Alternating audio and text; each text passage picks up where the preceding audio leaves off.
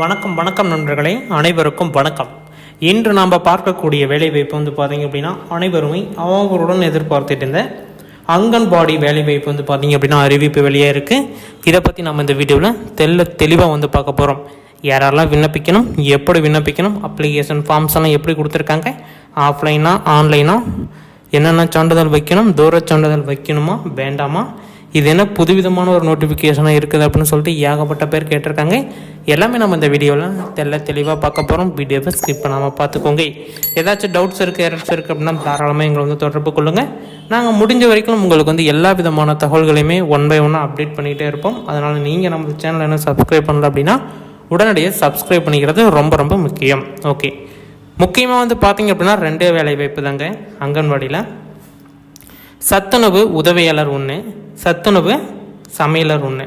அதாவது பொறுப்பாளர் அப்படின்னு சொல்லிட்டு 2 விதம், ஒரு 3 விதமான வேலைவாய்ப்பு.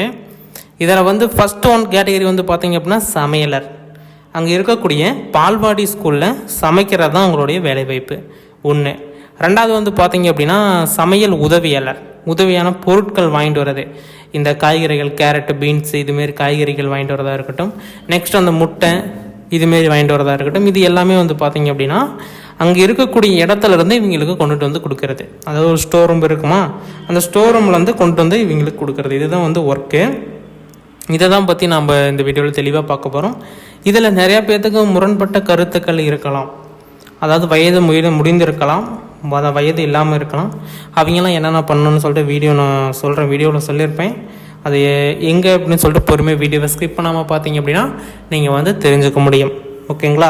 அடுத்தது பொறுப்பாளர். இவருக்கு வந்து பார்த்திங்க அப்படின்னா என்னென்னலாம் வந்திருக்கு, அரிசி எவ்வளோ வந்திருக்கு நம்ம ஸ்கூலுக்கு, எக்கு முட்டை எவ்வளோ நம்ம ஸ்கூலுக்கு வந்திருக்கு, நெக்ஸ்ட் வந்து என்னென்னலாம் இருக்குது அப்படிங்கிறத மேற்பார்வையிடுறது இவருடைய வேலைவாய்ப்பு. இதுதான் வந்து பார்த்திங்க அப்படின்னா 3 விதமான கேட்டகரியில் ஜாப்ஸை பற்றி ஒரு முக்கியமான அறிவிப்பு. இதை பற்றி நம்ம இந்த வீடியோவில் தெளிவாக பார்க்க போகிறோம். வீடியோவை ஸ்கிப் பண்ணாமல் பார்த்துக்கோங்க. இதில் ஏதாச்சும் டவுட்ஸ் இருக்குது அப்படின்னா தாராளமாக எங்களை வந்து கேளுங்க. ஓகேங்களா? நீங்கள் இன்னும் நம்ம சேனலை சப்ஸ்கிரைப் பண்ணல அப்படின்னா கீழே சப்ஸ்கிரைப் பட்டன் அவைலபிளாக கொடுத்துருக்கோம். தாராளமாக கிளிக் பண்ணி ஆல் அப்படிங்கிற ஆப்ஷன் வந்து சூஸ் பண்ணி வச்சுக்கிட்டீங்க அப்படின்னா இன்னும் பல விதமான தகவல்களை நீங்கள் தெரிஞ்சுக்க முடியும். இதை வந்து பார்த்தீங்க அப்படின்னா சொல்லியிருக்காங்க, அங்கன்வாடி மேற்பார்வையாளர் ஆட்கள் சேர்ப்பு தகுதி அளவுகோல்கள் அப்படின்னு சொல்லிட்டு சொல்லியிருக்காங்க. அதாவது என்னென்ன குவாலிஃபிகேஷன், எப்படிலாம் வந்து விண்ணப்பிக்கணும் எல்லாமே வந்து பார்த்திங்க அப்படின்னா சொல்லியிருக்காங்க. இதில் வந்து பார்த்திங்க அப்படின்னா மேற்பார்வையாளருக்கு வந்து பார்த்திங்க அப்படின்னா வேட்பாளர்களுக்கு 12ஆம் வகுப்பு தேர்ச்சி பெற்று இருக்க வேண்டும் அல்லது அங்கீகரிக்கப்பட்ட வாரியம் பல்கலைக்கழகத்தில் வந்து பட்டப்படிப்பு முடித்திருக்க வேண்டும்.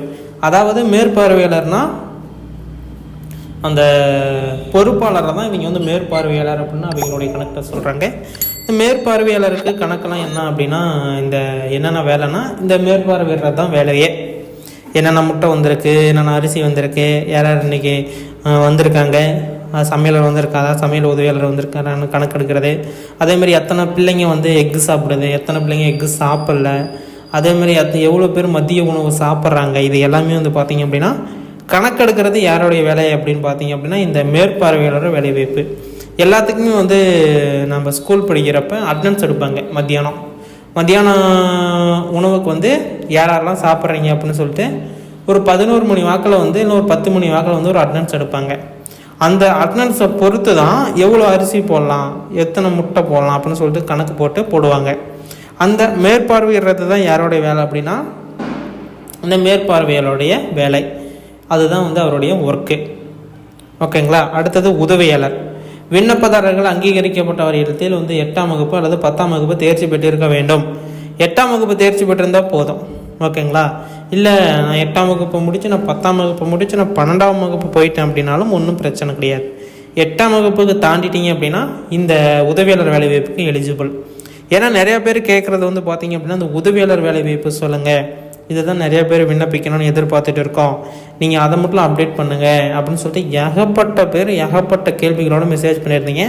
கட்டாயமாக வந்து பார்த்திங்க அப்படின்னா நான் வந்து அப்டேட் பண்ணியிருக்கேன். ஓகேங்களா? அந்த வீடியோவும் ஃபுல்லாக பார்த்து தெரிஞ்சுக்கோங்க.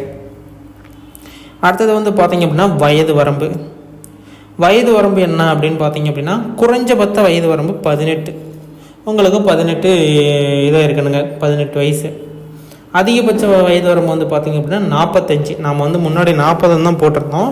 அந்த 5 வயசு வந்து பார்த்திங்க அப்படின்னா டிஃப்ரெண்டேஷன் வரலாம். அதுலேயும் தளர்வுகள் கொடுத்துருக்காங்க, அது வயது தளர்வுகள் கொடுத்துருக்காங்க. அதை நம்ம ஒன்ஸ் கீழே வந்து தெளிவாக பார்க்கலாம். அதிகபட்ச வயது வரம்பு 45 வயசு வரைக்கும். அதேமாரி வயது தளர்வுகள் வந்து பார்த்திங்க அப்படின்னா எஸ்சி எஸ்டி கம்யூனிட்டி சேர்ந்தீங்க அப்படின்னா 18 வயசுலேருந்து 50 வயசு வரைக்கும் விண்ணப்பிச்சுக்கலாம். 50 ஆண்டு காலம் வரைக்குமே நீங்கள் வந்து வயசு தளர்வுகள் கொடுத்து 50 வயசு வரைக்கும் நீங்கள் வந்து விண்ணப்பிச்சுக்கலாம். அதேமாரி ஓபிசியாக இருந்தீங்க அப்படின்னா 3 வருஷம் 18 48 வயசு வரைக்கும் வந்து பார்த்தீங்க அப்படின்னா ஓபிசி கம்யூனிட்டி சேர்ந்தீங்க இந்த வேலை வாய்ப்புக்கு விண்ணப்பிக்கலாம். அதேமாரியே மாற்றுத்திறனாளி பிடபிள்யூ அப்படின்னா 10 ஆண்டுகள், அதாவது 55 வயசு வரைக்கும் விண்ணப்பிச்சுக்கலாம் அப்படின்னு வயது தளர்வுகள் வந்து பார்த்தீங்க அப்படின்னா இந்த இது கொடுத்துருக்காங்க. ஓகேங்களா, நல்லா வந்து அப்டேட் பண்ணிக்கோங்க. எஸ்சி எஸ்டி கம்யூனிட்டி அப்படின்னா 50 வயசு வரைக்கலாம், ஓபிசி அப்படின்னா 48 வயசு வரைக்கலாம், மாற்றுத்திறனாளிகள் அப்படின்னா மாற்றுத்திறனாளிகளே பிடபிள்யூடியாக இருந்தீங்க அப்படின்னா 10 ஆண்டுகள், அதாவது 55 ஆண்டுகள் வந்து பார்த்தீங்க அப்படின்னா வயது தளர்வுகள் இருக்குது அப்படிங்கிறத ஒன்ஸ் நீங்கள் வந்து அப்டேட் பண்ணிக்கோங்க. இங்கே வந்து பார்த்தீங்க அப்படின்னா அங்கன்வாடி மேற்பார்வையாளர் பணிக்கு விண்ணப்பிப்பது எப்படி அப்படின்னு கேட்டிருக்காங்க. ஆன்லைன் விண்ணப்பம் செய்யும் செயல்முறை, அதாவது விண்ணப்பம் வந்து ஆன்லைன் மூலமாக தான் பண்ணணும் அப்படிங்கிறத சொல்லியிருக்காங்க. அதில் வந்து விண்ணப்பம் வந்து பார்த்தீங்க அப்படின்னா அதில் இருக்கும் அப்படிங்கிறதையும் அப்டேட் பண்ணியிருக்காங்க. அதிகாரப்பூர்வ வலைத்தளம் வந்து பார்வையிடவும் அப்படின்னு சொல்லிட்டு அதுக்கு லிங்க் கொடுத்துருக்காங்க. ஆட்கள் சேர்ப்பு பிரிவு வந்து பார்த்தீங்க அப்படின்னா செல்லவும் அங்கன்வாடி மேற்பார்வையாளர் ஆட்கள் சேர்ப்பு அப்படிங்கிற மாதிரி சொல்லியிருக்காங்க. நீங்கள் ஒன்ஸ் இது எல்லாமே டீட்டெயிலாக நீங்கள் வந்து செக் பண்ணி பார்த்துக்கலாம். என்னென்ன பண்ணணும், ஆவணங்கள் பதிவேற்றம் செய்கிறதுல வந்து பார்த்தீங்க அப்படின்னா பாஸ்போர்ட் அளவு கொண்ட புகைப்படம், கையொப்பம் வேணும். அடுத்தது வந்து பார்த்தீங்க மற்றும் சான்றிதழ் ஸ்கேன் செய்யப்பட்டு நகல்களை இணைக்கவும். அதாவது என்ன சொல்லியிருக்காங்க அப்படின்னா உங்களுடைய சர்டிஃபிகேட் எல்லாமே, அதாவது 10th இருக்கட்டும் 12th இருக்கட்டும், நெக்ஸ்ட்டு வந்து கம்யூனிட்டி சர்டிஃபிகேட்டாக இருக்கட்டும், உங்களோட ஆதார் கார்டு, பேன் கார்டு, தூர சான்றிதழ் எல்லாமே வந்து பார்த்தீங்க அப்படின்னா ஸ்கேன் பண்ணி வச்சுக்கணும் அப்படின்னு சொல்லியிருக்காங்க. அதேமாரி புகைப்படம், பாஸ்போர்ட் சைஸ் கொண்ட புகைப்படம் வந்து ஸ்கேன் பண்ணி நீங்கள் வந்து ரெடியாக வச்சுக்கணும் அப்படிங்கிறதையும் சொல்லியிருக்காங்க. விண்ணப்பத்தை சமர்ப்பிக்கும் முன் விவரங்களை சரிபார்த்து அதாவது வந்து பார்த்தீங்க அப்படின்னா நீங்கள் கொடுத்துருக்கிறதெல்லாம் கரெக்டாக இருக்குதான்னு பார்த்துட்டு பொருந்தினால் தேவையான வந்து பார்த்தீங்க அப்படின்னா கட்டணம் செலுத்தவும் அதை வந்து சொல்லியிருக்காங்க. அதேமாதிரி வந்து பார்த்தீங்கன்னா ஆஃப்லைனை பயன்படுத்தி விண்ணப்பிக்கலாம். ஆஃப்லைன் விண்ணப்ப வலைதளத்தில் படிவத்தை பதிவிறக்கம் செய்து தேவையான ஆவணங்கள் விவரங்களையும் நிரப்பி தேவையான ஆவணங்களை இணைத்து உங்கள் உள்ளூர் மாவட்ட அங்கன்வாடி அலுவலகத்தில் சமர்ப்பிக்கவும் அப்படின்னு சொல்லியிருக்காங்க.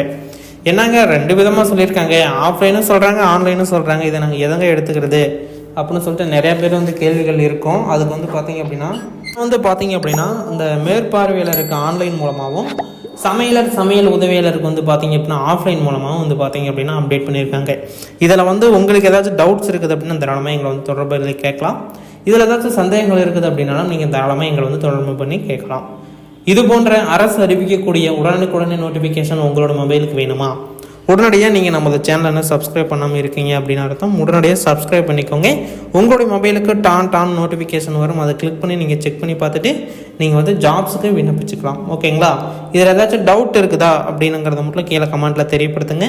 நீங்கள் என்ன ஊர், என்ன மாவட்டம், என்ன தாலுக்கா அப்படிங்கிறத கீழே கமெண்ட்டில் தெரியப்படுத்துங்க. உங்களுக்கு உண்டான விவரங்கள் வந்து பார்த்தீங்க அப்படின்னா அப்டேட் வந்த உடனே உங்களுக்கு உடனுக்குடனே அப்டேட் செய்யறதுக்கு நம்ம வந்து காத்துட்டு இருக்கோம். அதனால் நீங்கள் நமது சேனலை சப்ஸ்கிரைப் பண்ணல அப்படின்னா உடனடியாக சப்ஸ்கிரைப் பண்ணி ஃபாலோ பண்ணி வச்சுக்கோங்க. அடுத்தது வந்து பார்த்தீங்க அப்படின்னா விண்ணப்பக்க கட்டணம் வந்து பார்த்தீங்க அப்படின்னா பொது ஓபிசி இவங்களுக்கு வந்து பார்த்தீங்க அப்படின்னா 100 ரூபாய் கட்டணுங்க. அதே வந்து பார்த்தீங்க அப்படின்னா எஸ்சி எஸ்டி பிடபிள்யூடியாக இருந்தீங்க அப்படின்னா 50 ரூபாய் கட்டணம். அதே வந்து பெண் விண்ணப்பதாரர்களுக்கு வந்து பார்த்தீங்க அப்படின்னா கட்டணம் கிடையாது. இப்போ ஓகேங்களா? அடுத்தது வந்து பார்த்தீங்க அப்படின்னா கட்டணம் திரும்ப பெறப்பட்டது மற்றும் பேங்க் யூபிஐ மூலம், அதாவது யூபிஐ மூலம் நீங்கள் பணம் செலுத்திக்கலாம் அப்படின்னு சொல்கிறாங்க. யூபிஐ மூலம் வந்து பார்த்தீங்கன்னா கூகுளில் வந்து ட்ரான்ஸ்ஃபர் பண்ணுறாங்களா, கூகுள் பே, ஃபோன்பே, இன்டர்நெட்டிங் இதெல்லாம் வந்து நீங்கள் அனுப்பிச்சிக்கலாம்னு சொல்லியிருக்காங்க.